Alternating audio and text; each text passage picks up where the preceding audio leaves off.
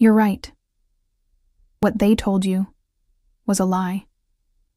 Forgiveness wasn't the key to setting you free. If only it were that simple.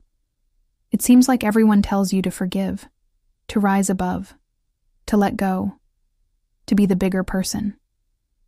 You see phrases like, "Forgiveness is the best revenge," thrown around a lot. But no one tells you what to do when that forgiveness feels impossible, when you keep dreaming of the day you get your revenge, when the apologies are hollow, when the people who caused your pain keep on living like nothing happened. If you've ever struggled to forgive, if the mere idea of it makes you feel more trapped than healed, then this video is for you. Today we'll talk about the truth of forgiveness.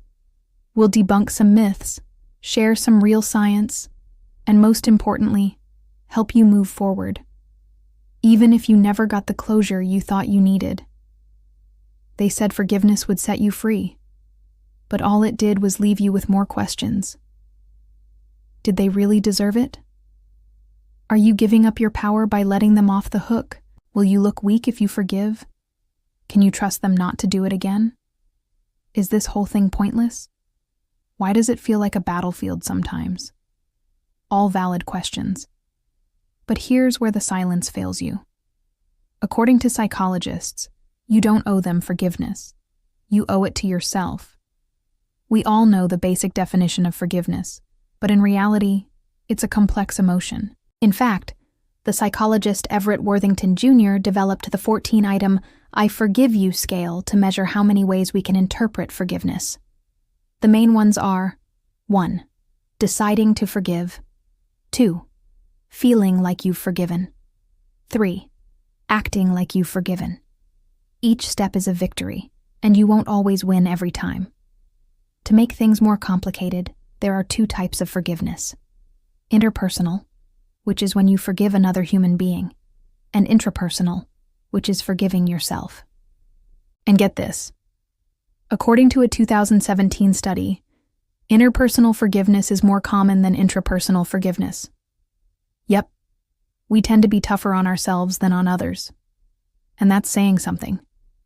When you decide to forgive someone, you're choosing to take back control. You're acknowledging what happened, feeling your feelings, but deciding not to carry that weight anymore. But we were all lied to. It's not as easy as 1, 2, 3. It's not as easy as a conversation, a tearful goodbye, an apology, a hug, and everything's great. Often we're looking for them to show us they're sorry. We want to hear those 3 magical words, "I'm sorry." But an apology doesn't erase the hurt. It doesn't fix the damage. It doesn't undo the fear. And some people aren't capable of giving apologies, genuine, heartfelt apologies. So where do you go from there? How do you forgive without getting that apology? Without getting that closure? You close the door. That's right. You close the door on the expectation of an apology. You close the door on the hope of a reconciliation. You close the door on the fantasy of justice. Then you open a window. You open the window to allow light in, to allow air to flow, to allow growth to happen. You're not opening the door again because they don't deserve to enter, but you're not staying in the dark either. You're moving on because you have to. Not because they fixed anything, but because you're worth it. Forgiveness isn't always about them. Sometimes it's about us. It's about taking our power back. It's about making space for ourselves to heal. It's about honoring our trauma without letting it cripple us. In his book, The Wisdom of Trauma, trauma therapist Resmaa Menakem writes, "Forgiveness is often prescribed before grief is processed.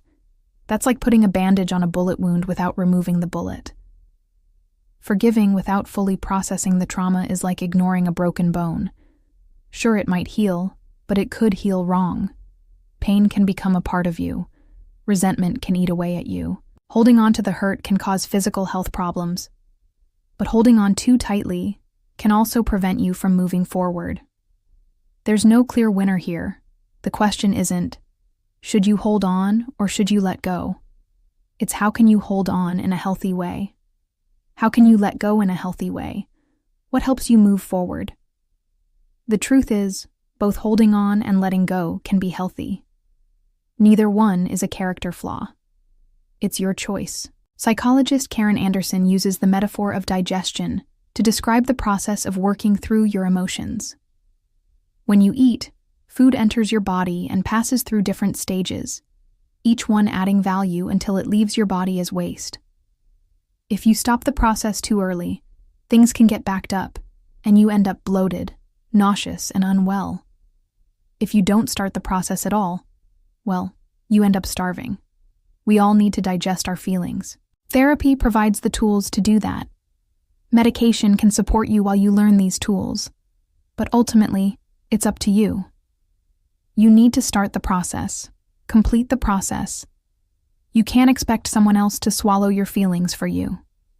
What feels like work is actually play for your soul. Talking about your pain, writing about your pain, expressing your pain creatively, finding beauty in spite of your pain, being vulnerable in front of the right people. That's how you process your feelings. That's how you heal. Here's the deal. No one will ever understand what you went through except you. And that's why you owe this to yourself. If they made you feel small, you can spend the rest of your life proving to them that you're strong. You can spend your days begging for their attention, chasing their validation. But why bother? You're beautiful. You're worthy. You're enough. You don't need them. You don't need anyone who didn't see your worth to tell you that you matter. No one's coming to save you. No one's coming to make things right. You're gonna have to do it yourself. And sure, that sucks. Life isn't fair, but neither is keeping a tally of all the times you were wronged. That's not a path to freedom. It's a lifetime of captivity. Let's get practical for a moment. What do you say when people ask you what happened? Should you explain? Should you defend yourself? Should you educate? You're allowed to say nothing. You're allowed to set boundaries. You're allowed to walk away. You're allowed to change the subject. You're allowed to say, it's none of your business. You don't owe anyone an explanation. Not today, and certainly not yesterday. Your story isn't theirs to tell. It's yours. In his book, The Body Keeps the Score, Dr. Bessel van der Kolk writes, "The body will remember long after the mind has tried to forget." We tend to think of memories as mental experiences, but they're actually stored throughout our entire body. Memories affect our muscle tension, our gut feelings, our sleeping patterns, our appetite, our ability to feel pleasure. Our bodies have a memory bank too. So what if you can't forgive? What if you're not ready? You can wait. You don't have to rush your healing. You don't have to pretend to be stronger than you are. You don't have to ignore your pain. You don't have to pretend that nothing happened. You don't have to deny your feelings. You don't have to force forgiveness. You don't have to let go. You can sit with the pain, cry with the pain, scream into a pillow, draw, paint, dance, journal, cook, bake, listen to music. You can turn your pain into fuel. You can use your pain as a creative outlet.